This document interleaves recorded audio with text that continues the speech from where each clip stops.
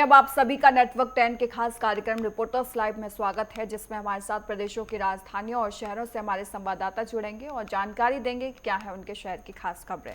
और इसी पर अधिक जानकारी के लिए हमारे साथ हमारे संवाददाता अजहर हुसैन श्रीनगर से जुड़ गए हैं। वहीं हमारे संवाददाता ईशा ठाकुर चंडीगढ़ से जुड़ गई हैं। सबसे पहले अजहर, आपका रुख करते हुए जम्मू कश्मीर की अगर बड़ी खबरों की बात करूं तो क्या बड़ी खबरें आज की?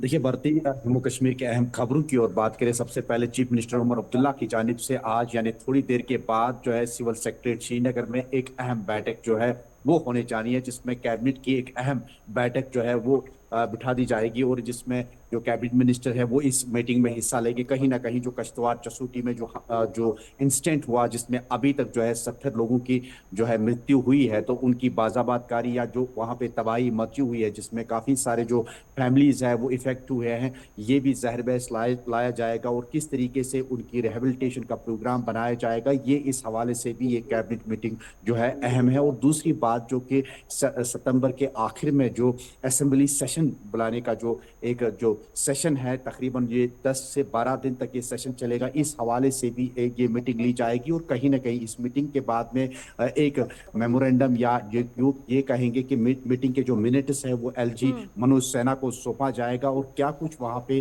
स्पष्ट होगा ये आने वाले वक्त ही बताएगा। दूसरी खबर की अगर हम बात करें और अहम खबर की बात करें कि कुटवा के बीती रात के तकरीबन 10 बजे के करीब या 9:30 बजे के करीब जो है वहां के मुकामी लोगों, जो राजबाग एरिया है कुटवा का, वहां के लोगों को इतला मिली कि वहां पे कुछ संदिग्ध शख्स जो है उनकी गतिविधि देखने को मिली और उसके बाद में उन्होंने तुरंत जो है पुलिस को आगाह किया और पुलिस ने जो है मौके पे पहुंच के और उनके साथ जो सेना है, फिलहाल इस इलाके को पूरी तरीके से सील कर दिया गया है। सर्च अभियान जो है लगातार अभी तक जारी है।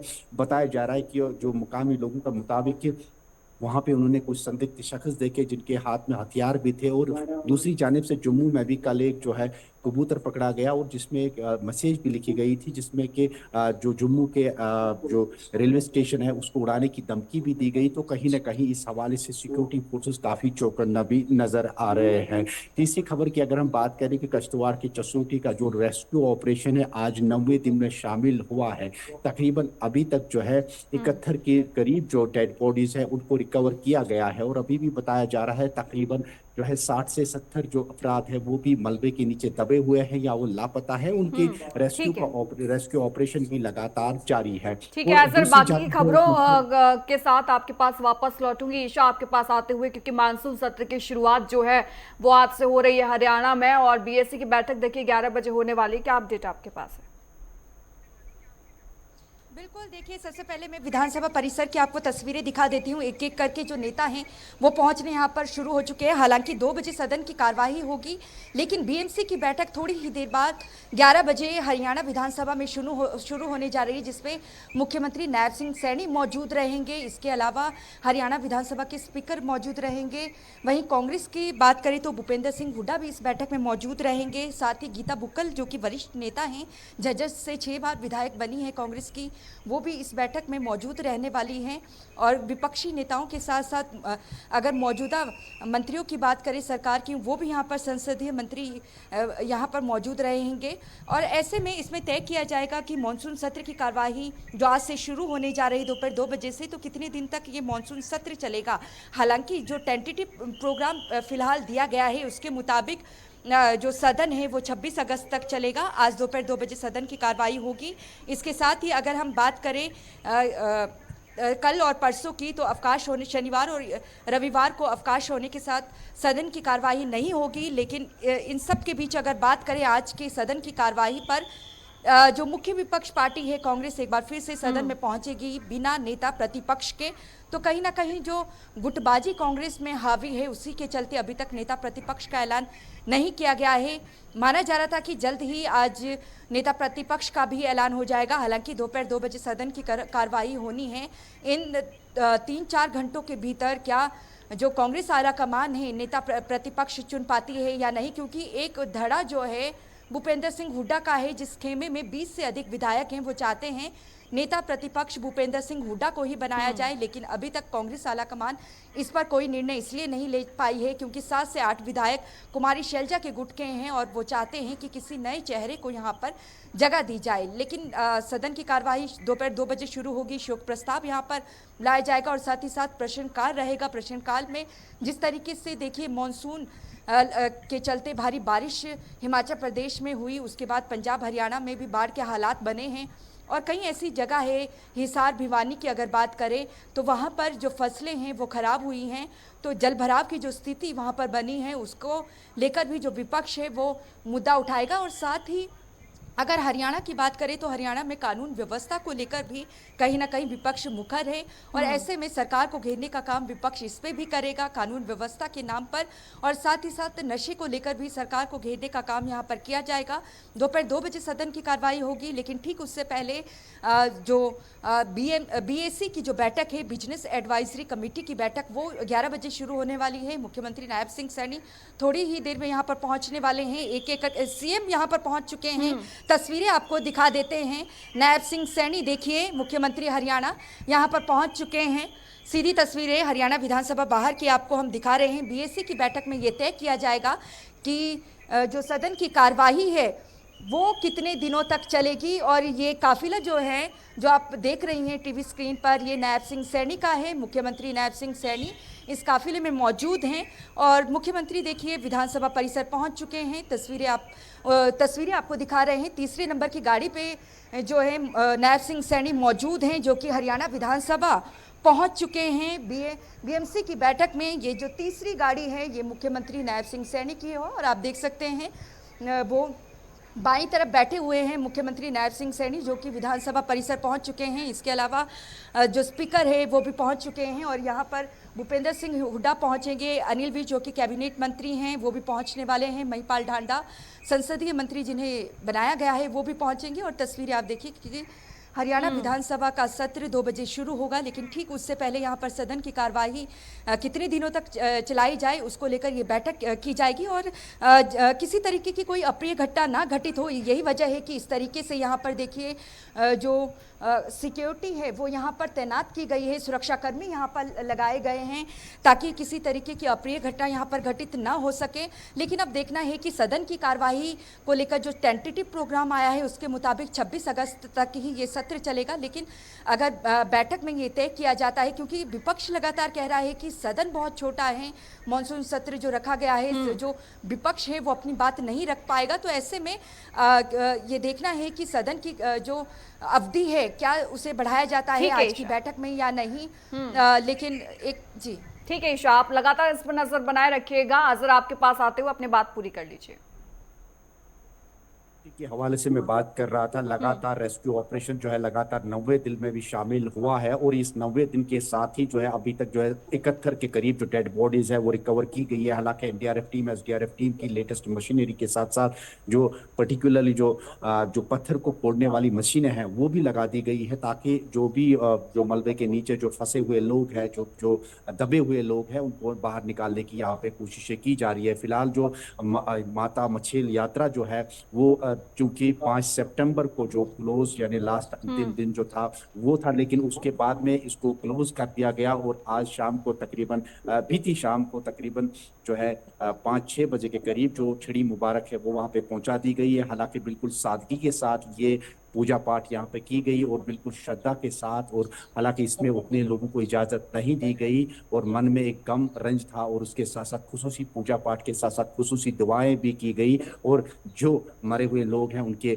आत्मा की शांति के लिए भी श्रद्धांजलि और खुसूसी पूजा पाठ भी यहाँ पे की गई। और कहीं ना कहीं अभी ऑफिशियली तौर पर इसको क्लियर किया जाएगा कि मछेल यात्रा जो है उसको आज जो है संपूर्ण तरीके से क्लोज किया जाएगा। और अगर हम दूसरी खबर की अगर हम बात करें, मौसम के हवाले से बात करें, लगातार हम देख रहे हैं कि मौसम की मार की वजह से जम्मू के काफ़ी सारे क्षेत्र जिसमें कुटवा या यही किश्तवाड़ इलाका या बाकी सारे नॉर्थ कश्मीर के बडगाम इलाके में काफ़ी दिल दहलाने वाली जो तस्वीरें हैं वो देखने को मिली। लेकिन एक बार फिर मौसम विभाग का मानना है कि 23 से लेकर 26 तक यानी कल से लेकर 26 अगस्त तक जो है एक बार फिर वेस्टर्न डिस्टर्बेंस के चलते हुए एक और वेट स्पेल जो है वो देखने को मिलेगा। लेकिन इसके पेश नज़र जो है हैवी जो रेनफॉल है, इसके पेश नज़र जो लैंड स्लाइडिंग एरिया है या land sliding area prone area में काफ़ी तबाही भी मच सकती है। इस हवाले से उन्होंने पहले ही लोगों को अवेयर किया है कि वो लैंड स्लाइडिंग प्रोन एरिया से दूर रहें। और साथ ही साथ उन्होंने ये भी एडवाइजरी जारी की है कि कश्मीर के जो ऊपरी इलाके हैं यानी बहुत ऊपरी इलाके पहाड़ी इलाकों में जो है स्नोफॉल भी यहाँ पे देखने को मिल सकती है। लेकिन एक बार फिर जो मौसम की एक तपिश थी, पूरी घाटी में जो गर्मी की एक तपिश थी उसमें खासा असर देखने को मिला। सुबह शाम अभी मौसम में काफ़ी बेहतरी देखने को मिल रही है और कहीं ना कहीं अगस्त के जाने के साथ साथ ही लग रहा है कि मौसम का जो जाड़े का मौसम है या सर्दियों का मौसम है वो एक बार फिर दस्तक दे सकती है। जी बात ठीक है, हमारे साथ यूपी के स्टेट हेड राघवेंद्र प्रताप सिंह भी जुड़ गए हैं। राघवेंद्र, आपके पास आते हुए उत्तर प्रदेश की अगर बड़ी खबरों की बात करूं तो क्या बड़ी खबरें आज की? उत्तर प्रदेश की बड़ी खबरों की बात करें तो आज 3:30 बजे मुख्यमंत्री आवास पे सीएम योगी ने उपराष्ट्रपति चुनाव को लेकर बैठक बुलाई है, जिसमें दोनों उप मुख्यमंत्री ब्रजेश पाठक और केशव प्रसाद मौर्य शामिल होंगे। वहीं प्रदेश अध्यक्ष जो बीजेपी यूपी हैं भूपेंद्र चौधरी वो भी इसमें शामिल होंगे। इसके अलावा संगठन मंत्री धर्मपाल सिंह भी इस बैठक में शामिल होंगे। तो एक तरह से उपराष्ट्रपति चुनाव के लिए जो रणनीति है उत्तर प्रदेश की उस पर गहन चर्चा होगी। वहीं हम बात कर लें अंतरिक्ष से लौटे शुभांशु शुक्ला की, तो चूंकि वो लखनऊ के रहने वाले हैं, 25 तारीख को वो लखनऊ आ रहे हैं जहां पे उनका ग्रैंड वेलकम किया जाएगा। और इतना ही नहीं, अब उत्तर प्रदेश की किताबों में अंतरिक्ष स्पेस को लेकर के एक अलग पाठ्यक्रम पढ़ाया जाएगा। बच्चों की जानकारी, सामान्य ज्ञान की जानकारी, सामान्य विज्ञान की जानकारी बढ़े, इसको लेकर कवायद शुरू की गई है। वहीं हम बात कर लें गौतम बुद्ध नगर की, तो वहाँ पे बिजली विभाग की तरफ से अवैध बिजली चोरी की बिजली रोकने के लिए 80 जगहों पे छापेमारी की गई है। वहीं उप मुख्यमंत्री ब्रजेश पाठक की बात करें तो जिस तरह से लगातार शिकायतें मिल रही थी, 7 ऐसे डॉक्टर थे जो बिना बताए सरकारी अस्पतालों में नहीं आते थे, गायब रहते थे, अनुपस्थित रहते थे। उनकी अनुपस्थिति को देखते हुए उप मुख्यमंत्री ब्रजेश पाठक ने उनके निलंबन की घोषणा की और वो 7 डॉक्टर निलंबित कर दिए गए हैं। इतना ही नहीं, केजीएमयू में भी एक डॉक्टर की शिकायत मिल रही है कि वो भी समय से नहीं आते हैं या निजी प्रैक्टिस करते हैं। तो निजी प्रैक्टिस करने वाले डॉक्टरों पे जो सरकारी अस्पतालों में समय से नहीं पहुंचते हैं, स्वास्थ्य मंत्री जो सूबे के उप मुख्यमंत्री है ब्रजेश पाठक द्वारा लगातार उन पर एक्शन लिया जा रहा है और कार्रवाई की जा रही है। वहीं हम बनारस की बात कर लें तो वहाँ पे एक शिक्षक की जिस तरह से हत्या कर दी गई, उसको लेकर पूरे वाराणसी क्षेत्र में सनसनी फैल गई। और इसके साथ साथ नेपाल के जो समीपवर्ती बॉर्डर के जनपद हैं, हम बलरामपुर की बात कर लें, श्रावस्ती की कर लें, महाराजगंज की कर लें, पीलीभीत की कर लें, बहराइच की कर लें, श्रावस्ती की कर लें, लखीमपुर खीरी की बात कर लें, इन जनपदों में जिस तरह से यूरिया खाद की कालाबाजारी की बातें सामने आई थी, अब कृषि विभाग पूरी तरह से मुस्तैदी से इसमें जुट गया है। और लखनऊ से भी सारे बड़े अधिकारी इन बॉर्डर वाले समीपवर्ती जनपदों में अपना डेरा डाले हुए हैं ताकि कहीं से भी यूरिया खाद की कालेबाजारी देखने को न मिले। और अगर मौसम विभाग की बात करें तो भारतीय 38 जनपदों में, उत्तर प्रदेश के 38 जनपदों में भारी बारिश का अलर्ट मौसम विभाग ने जारी किया है। और इतना ही नहीं, इस समय यमुना का जल स्तर लगातार बढ़ता जा रहा है, गंगा का जल स्तर लगातार बढ़ता जा रहा है। तो एक तरह से जो बाढ़ की विभीषिका थी वो प्रयागराज में, वाराणसी में, देवरिया में, बलिया में, गाजीपुर में फिर से देखने को मिल रही है, क्योंकि जो इन नदियों का पानी फिर से उफान लेने लगा है।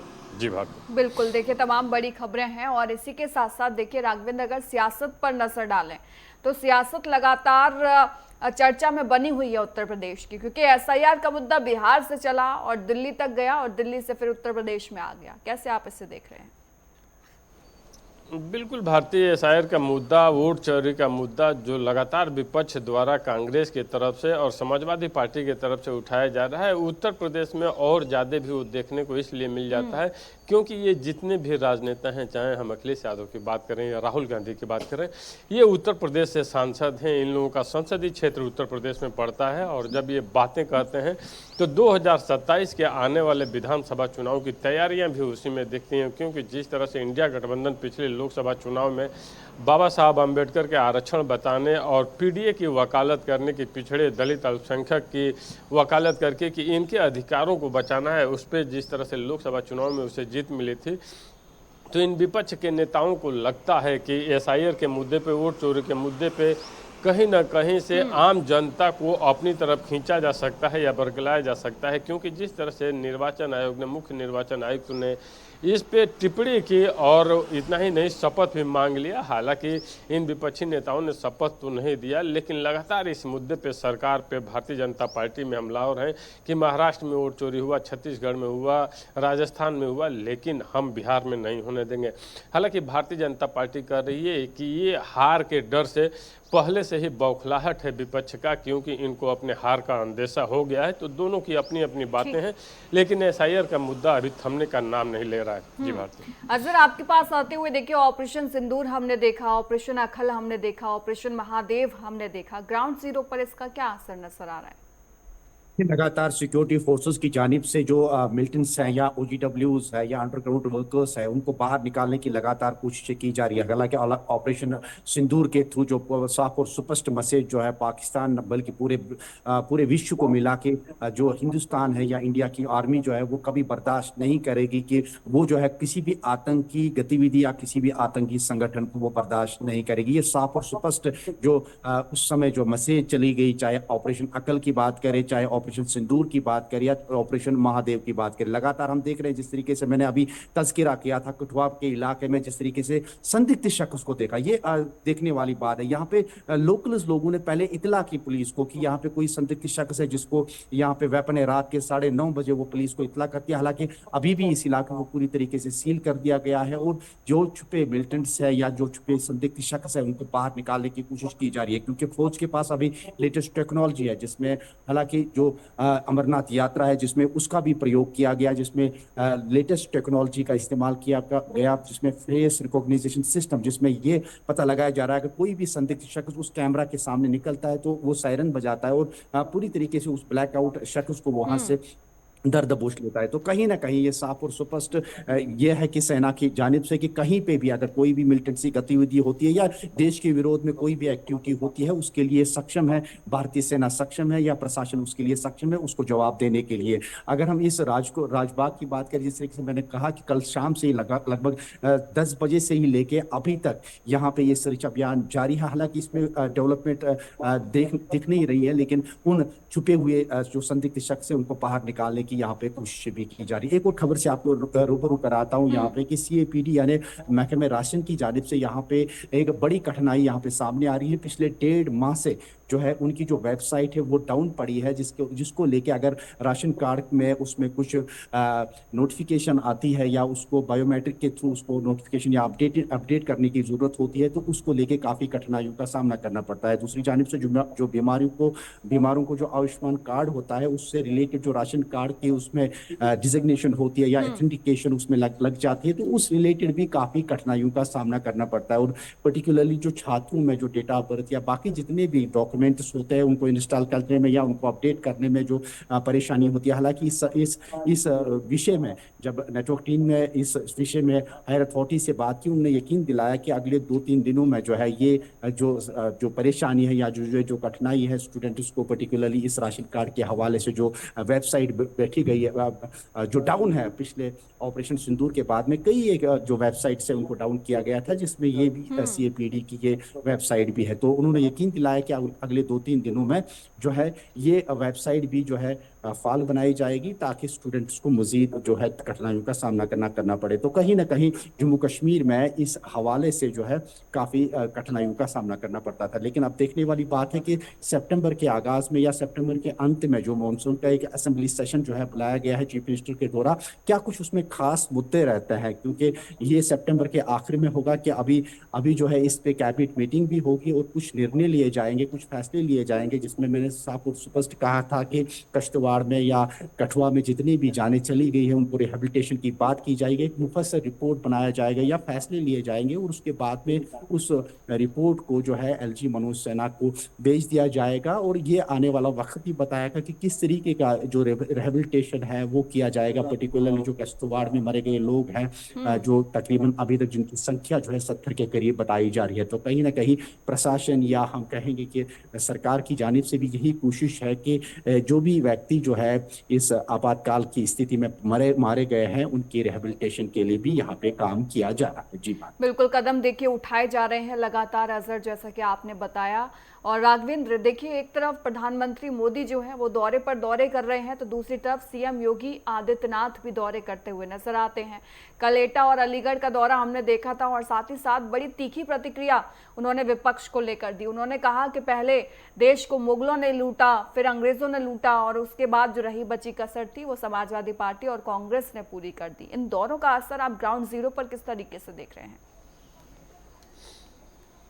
बिल्कुल, भारतीय सीएम योगी आदित्यनाथ की यही विशेषता भी है। जब मार्च 2017 में वो मुख्यमंत्री बने, प्रदेश के हर जनपद में, हर कमिश्नरी में हो गए। इतना ही नहीं, नोएडा खास करके और बिजनौर 2 ऐसे जगह थे जहां मुख्यमंत्री पद पर रहते हुए कोई भी व्यक्ति, चाहे वो मायावती हो, अखिलेश हो, मुलायम हो या कोई भी व्यक्ति हो, वो इन 2 शहरों में नहीं जाता था, क्योंकि ऐसा माना जाता था कि पूर्व समय में जो भी यहाँ मुख्यमंत्री रहते रहा गया उसकी कुर्सी चली गई। और सीएम योगी आदित्यनाथ नोएडा बार बार गए। इतना ही नहीं, बिजनौर भी बार बार गए। उन्होंने मीडिया से बातचीत में कहा भी कि लोगों ने मुझे भी मना किया, लेकिन उन्होंने कहा कि ऐसी सत्ता लेकर ही क्या करेंगे जिसमें जनता की सेवा करने का मौका ही नहीं मिले, और बार बार उस मिथ को तोड़ने का भी काम किया।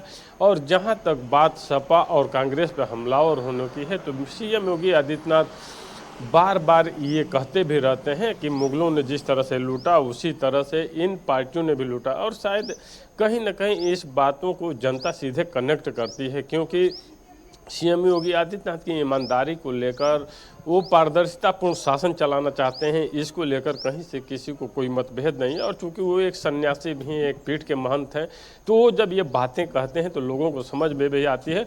और जिस तरह के इससे इनकार भी नहीं है कि हम चाहे बसपा सरकार की बात कर लें, सपा सरकार की बात कर लें या फिर पूर्व समय में कांग्रेस की बात कर लें। हालांकि 40 साल से ऊपर हो गया कांग्रेस यूपी की सत्ता से दूर है, और 8 साल से ज़्यादा हो गया अब सपा भी सत्ता से दूर है, और 15 साल से ज़्यादा हो गया बसपा भी सत्ता से दूर है। और इन सभी के जो शासन काल थे, कहीं ना कहीं भ्रष्टाचार का एक बहुत बड़ा मुद्दा होता भी था। और उन्हीं भ्रष्टाचार के खिलाफ ही जिस तरह से भारतीय जनता पार्टी को जीत मिली, सीएम योगी आदित्यनाथ मुख्यमंत्री बने। बिल्कुल, और आज भी विपक्षी पार्टियां भ्रष्टाचार के मुद्दे पर घिरी हुई नजर आती हैं। राघवेंद्र, बहुत बहुत धन्यवाद आप सभी का तमाम जानकारी के लिए। फिलहाल रिपोर्टर्स लाइव में इतना ही। वहीं खबरों का सिलसिला लगातार जारी रहेगा। रुकते छोटे से ब्रेक के लिए।